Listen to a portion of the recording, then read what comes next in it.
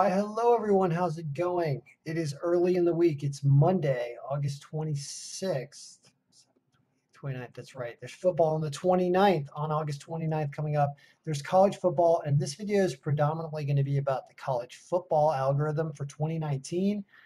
It's getting close to being ready, and it's doing a lot of things already. Spent a lot of time streamlining names. There's a ton of teams, a lot going on here. Talk about that. You can subscribe to this for the season. It's $150 for the season, and you get all like 15 or 16 weeks here. We're kind of in between week 1 and 2 right now, but still really week 1. There was a game, Miami and Florida, which this file predicted correctly.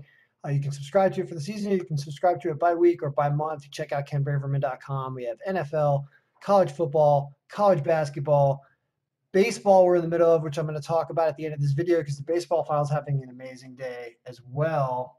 Even Philadelphia is trying to come back. We're trying to have a perfect day with the baseball file. We'll see how that goes. So let's talk about college football though right now because I've done so much to this. It's a work in process.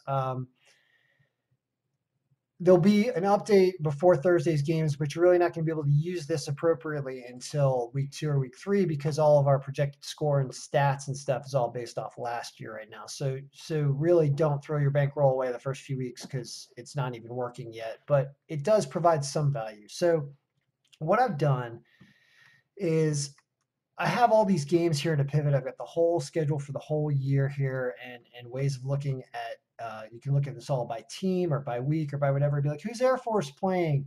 You can grab one of these little slicers over here and you can mess around and say, oh, Air Force, this is their schedule.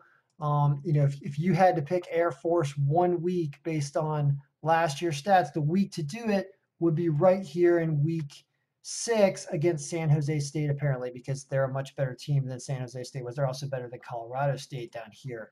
So there's really cool ways to do a million different things with this. But let's focus on the games that are coming up here this weekend. So as a matter of fact, what I've got is I've got all the games for week 2, but let's focus on just Thursday because we're doing so much work with this that let's narrow down our field of what we're going to look at. So I've got a crazy breakdown of everything. The game on the 24th was Florida and Miami. We had Florida. Florida wins. Let's look at the 29th. Okay. On the 29th, this breakdown that's bringing in all these different stats, which I won't get into all that detail, and the projected score stuff is not right yet. So don't even think that this is going to cover the spread. But I do have things like lines and spreads in here now so that we can actually look at this in totality and say, what would we want to do in a game like this?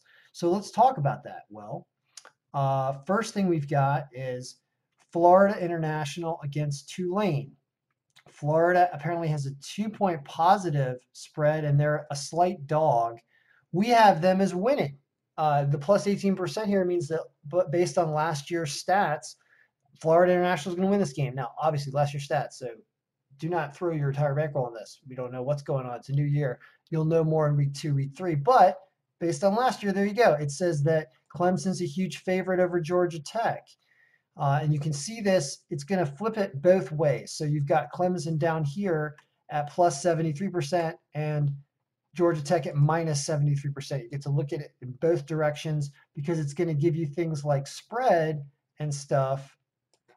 Over here, it's going to say, Georgia Tech, there's no line on this game actually money line wise because it's probably such a big dog, and 33-point bump you get for Georgia Tech. So you see a weird projected score. I want to say hide this actually right now because I know it's not working. So let's not even look at that right now. But I will get that working by week 2 because I already have it working for NFL. And NFL's it will be working in week 1.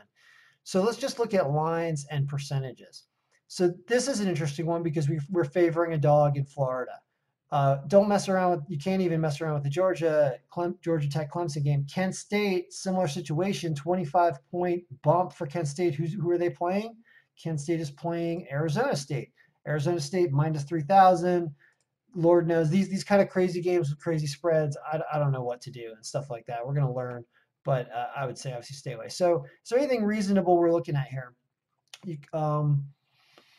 BYU is plus 180, and we have them slightly as a dog, so that makes sense that we would have Utah at minus 220 here.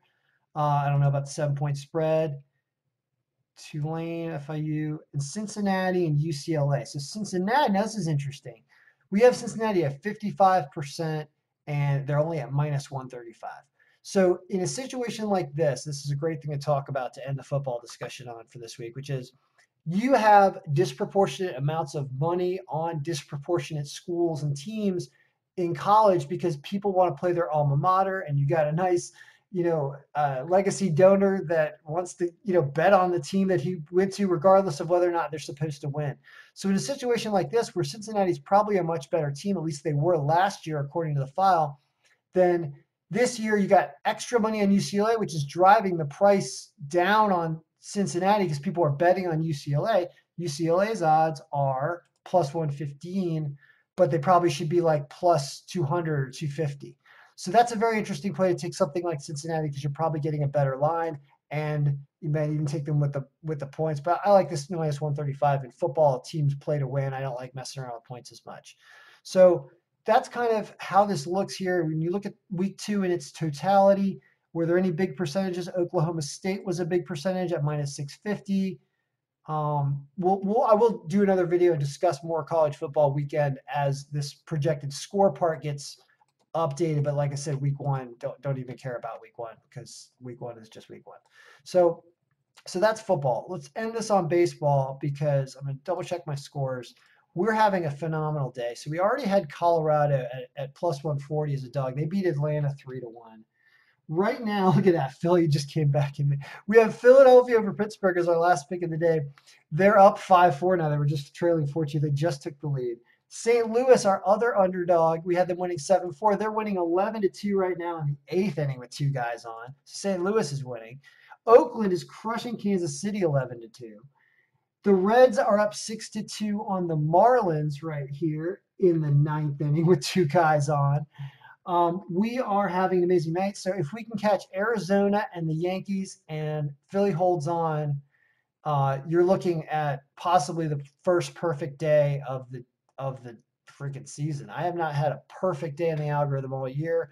I don't care if I curse it; it can happen. But whatever. It's an amazing day anyway. And also, the last week or so, we start to look at what we've done since about 15th. You can see that we have been winning overall. Actually, that's down since the 15th overall, but we're up since the 18th. So really the last like 8 days, and also some amazing